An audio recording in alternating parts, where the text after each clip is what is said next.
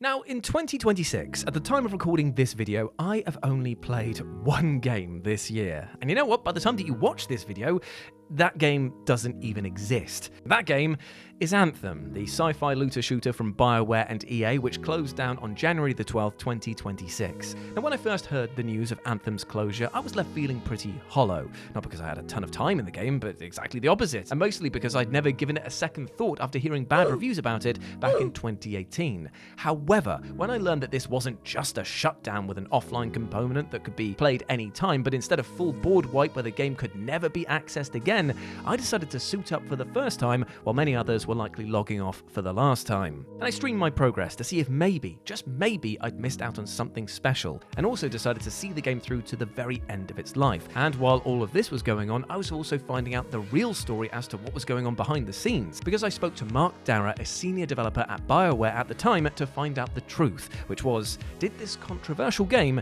deserve to die? Therefore, with nothing but an aging PS4, because that's the only copy that people could play with in the closing days, and a charging cable that was infuriatingly too short, I streamed my progress here on the FGS channels, aiming to see the game through to the very end of its life. And I will tell you this now, with no word of a lie or hyperbole, I had a fucking great time. The first 30 minutes to an hour of this game are genuinely brilliant. The setup for the world of Coda was simple and efficient, letting the lush and vibrant biomes inform you of the world instead of just bombarding you with information, yet it drip-fed you just enough terminology and bizarre-looking structures to make you yearn to learn more.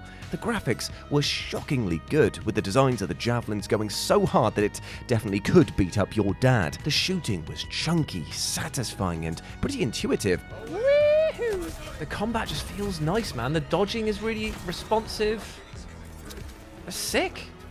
And my god, the flying. Oh, absolute bliss. Moving around this game at speed, free-falling through the skies and then smashing your turbo boost in order to dart around midair is, without a doubt, the most exhilarating, striking, and fun things to do in this game. I think it's the best flying that I've experienced in a game. It feels like you're leaping off a cliff and then the game is almost catching you, and then you're starting to fly. Like, it's like this super effective trust fall every single time you fly, which I think is great. Okay, this is very cool. Do you remember, is it called Dark Void, the jetpack game? You know the one I'm talking about? It was on the Xbox 360. I do know the one you're talking about. It's giving me lots of those feelings there. Oh, man. And this is beautiful. So, how do I put this?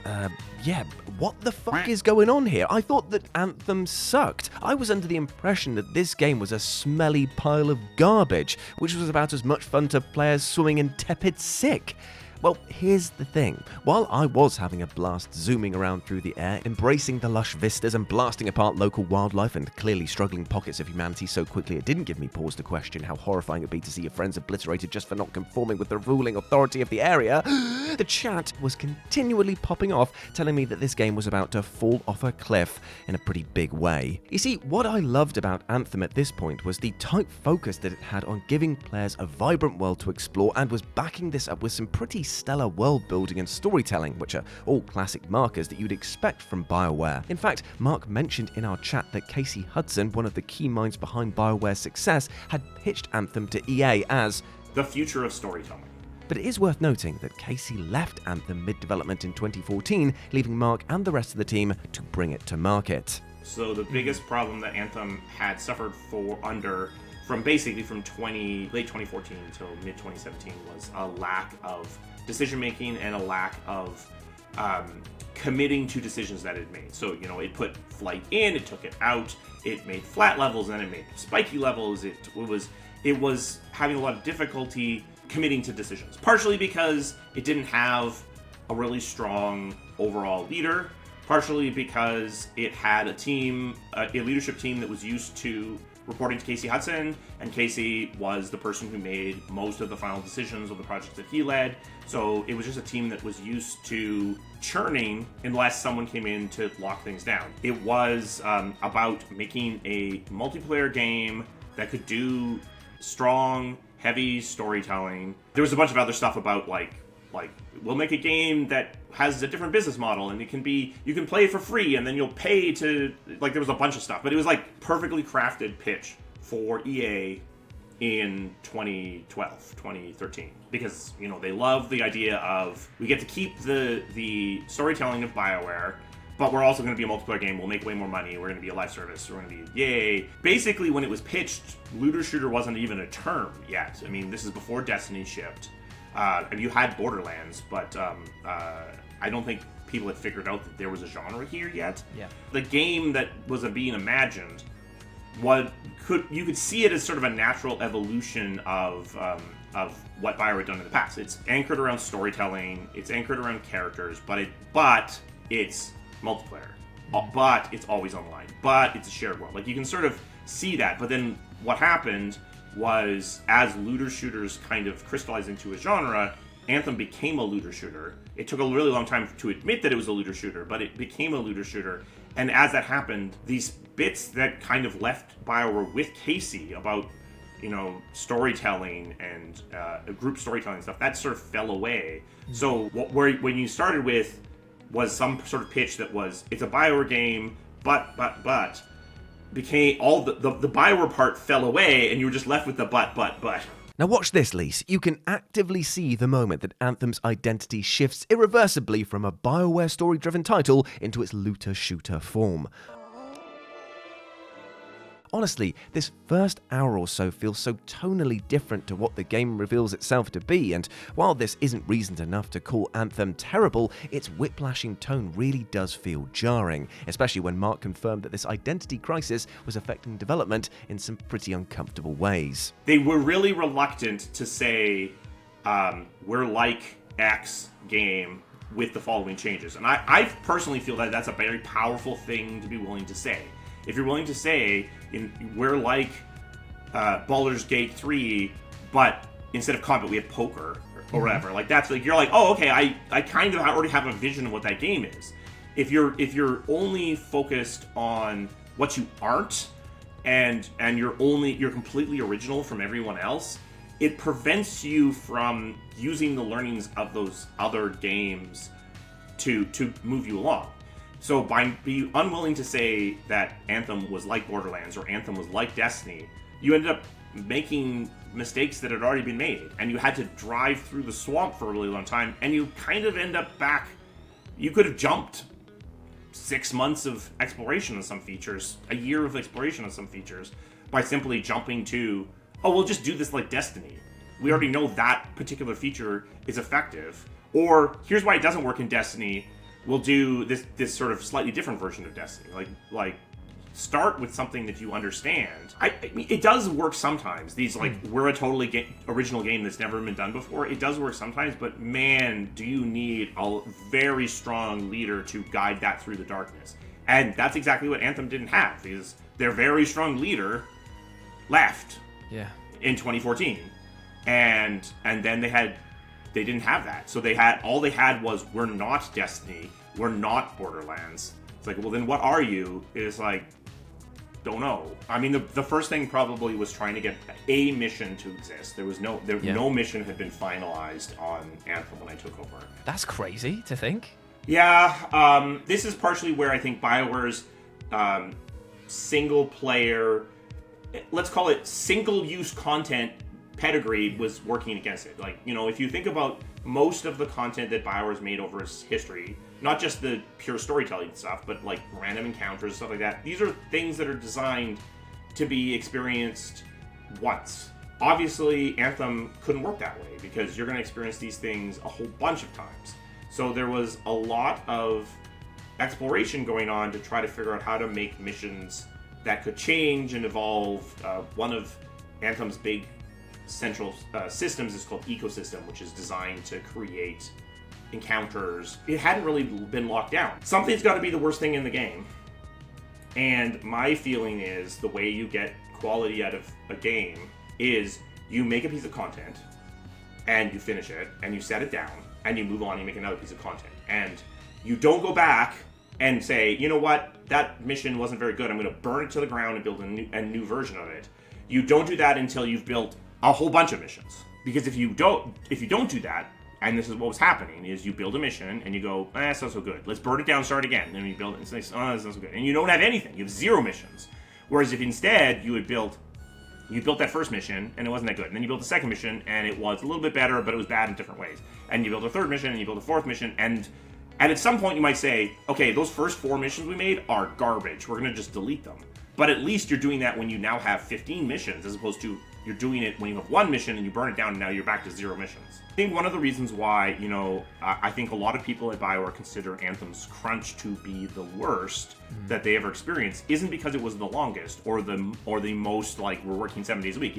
It wasn't those things. But the difference was that a lot of people felt like they were crunching because somebody else had messed up. Because somebody had done the work, they had made a thing, and then someone came in and reversed the decision, which meant the work they had already done was no longer valid. So that made it feel really bad. It made it feel like you were doing all this work and you weren't making forward progress. You were doing this work to just stay in place. The lack of forward progress must have been incredibly frustrating for the team, even more so when you stop and think how making missions for a multiplayer-focused game is in direct opposition to how BioWare would usually make missions for a single-player-led RPG. You see, in a traditional BioWare RPG, the story would be told to the player through set pieces, lengthy cutscenes, and through mission-specific areas that slow the action down and funnel attention towards specific events. Here, though, in Anthem, you've 4 players, each of which is able to move through the biomes freely and at their own pace. You can literally complete parts of a mission while another teammate is battling enemies in a totally different area. Therefore, actually telling the story, well, it became a problem to overcome rather than a gift to dole out to the player, as Mark detailed. Anthem is an actual 3-dimensional game, but the problem with that is it's very difficult to keep a party together because someone can just fly off in a random direction, and unless you are willing to do something incredibly heavy-handed, like throw a dome over them every single time, it's very hard to keep people together. One of the reasons why you have a lot of, stand in this circle kind of stuff, that's an attempt to try to combat that to some degree. It's like, we can make you stand here for a couple of minutes so we can deliver story, we can keep everyone together. In missions in Anthem, incentives are not lined up, because if I'm playing this mission for the first time, my incentive is explore the world, see the story, figure out what's going on.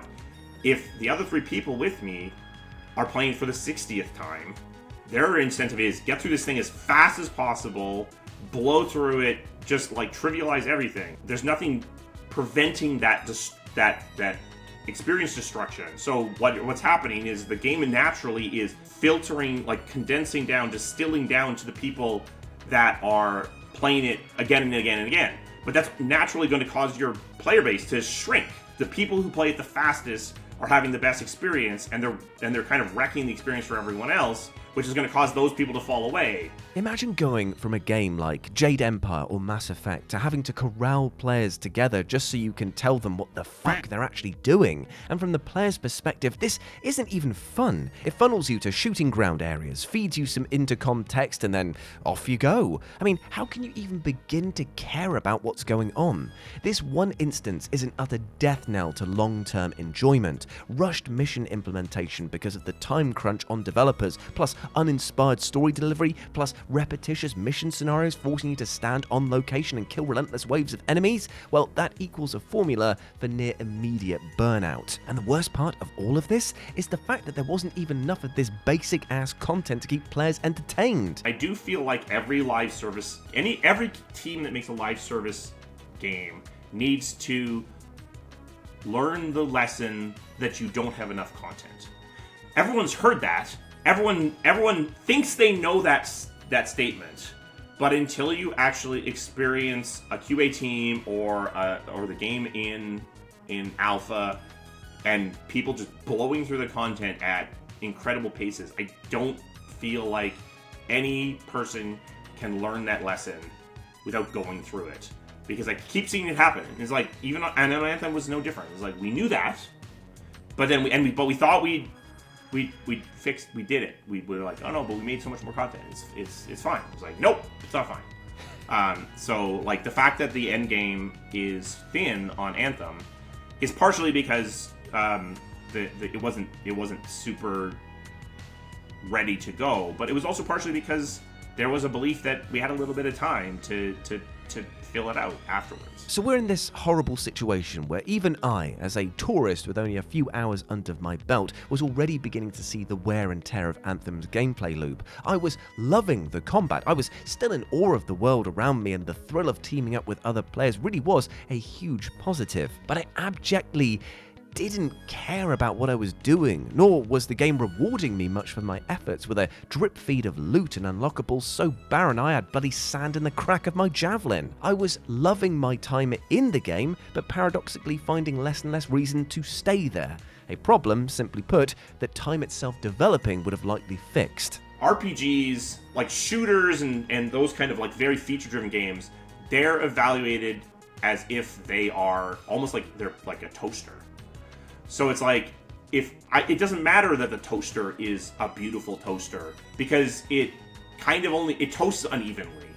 It's very much about performance, and not just performance in terms of like how good your frame rate is, but it's very much about how each feature that matters executes to the highest level of its ability. And it has some great features. Flying is a great feature, and it's got some below average features. And the fact that so if we go back to the toasters, like we have a toaster that makes amazing waffles, but can't make toast, or makes below average toast. And it's like, right. So the fact that flying is awesome doesn't matter because the core mechanics around progression and shooting aren't as good as I can buy a toaster for $50. You sold me a toaster for the same price, because, video games doesn't have price differentiation. You sold me a toaster for the same price that can do a couple of things that I wasn't looking for in a toaster really, really well, but it makes worse toast. So I'm not going to buy this toaster. I'll buy the other $50 toaster that makes better toast. That's essentially, I think, where we ended up with, is like, yeah, if it's a looter shooter, it's a below average looter shooter. No one wants they can buy an average looter shooter. So a below average looter shooter is a 50 rated game. A below average RPG isn't necessarily a 50 rated game, because you don't play RPGs typically for 10 years. Now, weirdly, this analogy of Anthem as a brilliant waffle maker actually makes perfect sense. If it were an RPG, then it probably would have been far better received, as the world, the combat, and the traversal really are designed to a remarkable level. The only problem was that it marketed itself as a looter-shooter toaster, and as such is held to the standards of that genre. And that genre was breaking apart everything that made Anthem special. Its narrative was fractured into hundreds of stand here and listen moments. Its traversal was limited to allow combat to function on a fair level, because obviously if you could fly all the time, then enemies likely couldn't land a hit on you. And the combat itself was boiled down to just a handful of samey feeling missions. So with all of these conflicting emotions, all that I knew of the chaos behind the scenes, and with all of the genuinely great times that I had playing Anthem, what did I actually think of it? Well, normally I'd attempt to script something semi-thoughtful on the matter, but in a rare moment of what scientists will go on to call Jules's brain work good now, I actually delivered a somewhat coherent monologue on the matter during the stream. After playing this, I actually feel like this is a genuine shame this is going, because you can see in so many areas there's a lot of love and craft has gone into it. Obviously not all across the board in all the right levels, because clearly the game is dying and there's a reason for that, but I appreciate my time that I've had with Anthem. I think the graphics look great, sound is great, moment-to-moment gunplay, fantastic, and easily the best part about it outside of the traversal flying mechanics. With those bits there, you have a core game that is genuinely brilliant. I don't like the way that the story is delved, like all the lore is doled out to players through hidden interactables. Doesn't feel like it's connected.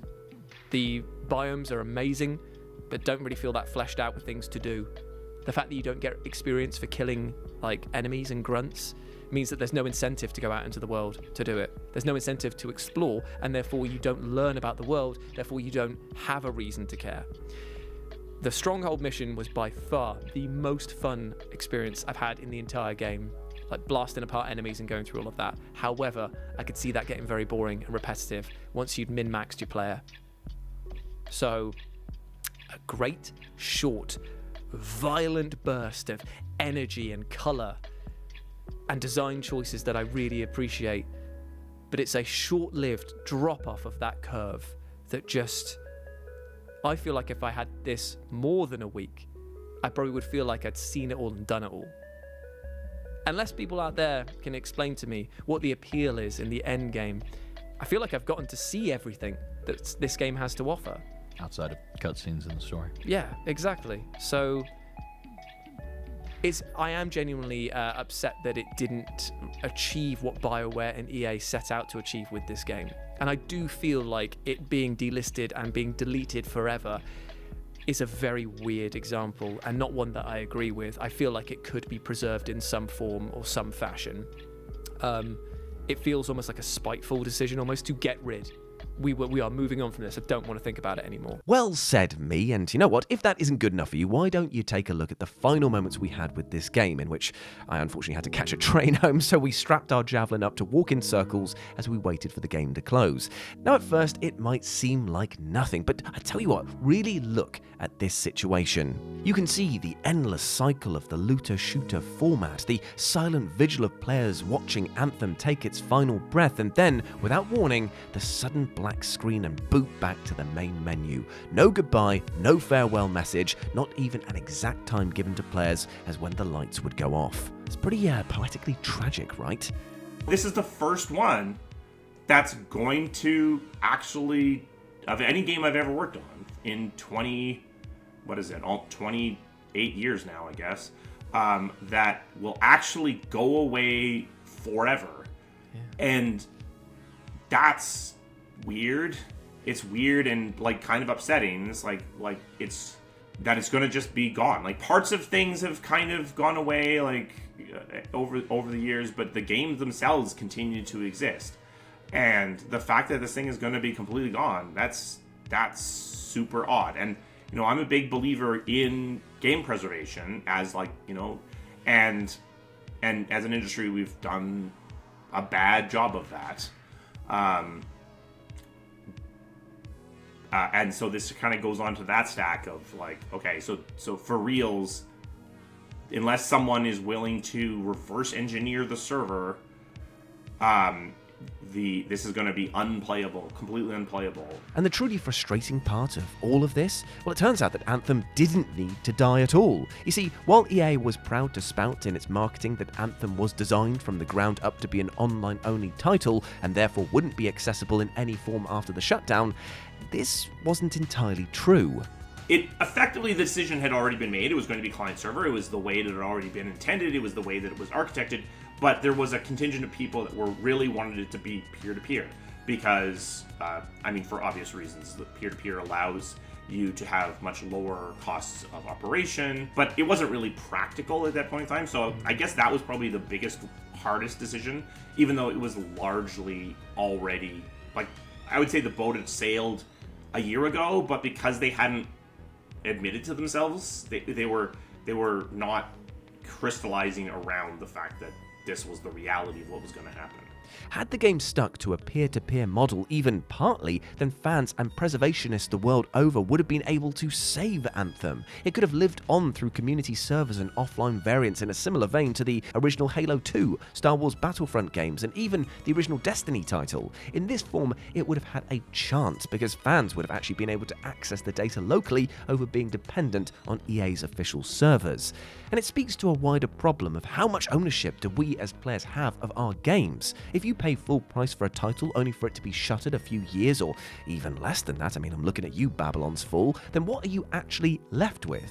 Did you ever truly own it to begin with? Seeing how fragile the line is between a game existing and not has never been more apparent and, quite frankly, disturbing. And it's definitely a poor move of conservatorship from EA, who, with a flick of a switch, have actively removed a cultural object from society. It's gone. It's like all that work is gone, so did it matter at all? Did Anthem matter at all? Now, if you're a cynical, clinical, online sort, then the immediate response is no, because apparently all joy and wonder from your life has died. Yet, if you actually sit and think about this for even a second, pondering all of the amazing tech, the features, the effort, and the skill that went into this game, and even just take a cursory look over the comments section of our live stream that were pouring out love and support for Anthem, then it becomes a resounding yes. Of course, Anthem mattered. To those that put in their time, effort, and love through production, to the friendship groups that were made and forged through battle, to those that earned every achievement in the game, and those who spent literally hundreds of hours within the world of Coda, and hell, even a bold little tourist like myself who genuinely had so much fun with it, Anthem was a flawed gem. It was full of promise, but unfortunately it was let down by a lack of understanding of the genre itself. Yep, I understand what this means, don't you? I don't know what tier 3 what.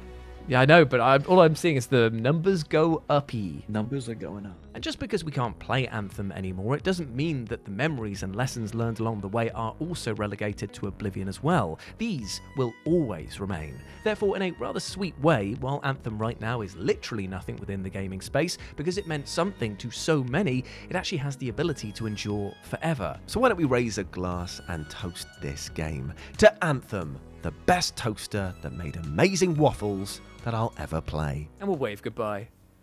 Bye, Anthem. Goodbye, Anthem. Even though it's bittersweet that even though it's sad that it's going down, the fact that it's going to have been up for almost 7 years, like 6 years and 11 months, is way better than I expected, given what we saw at launch.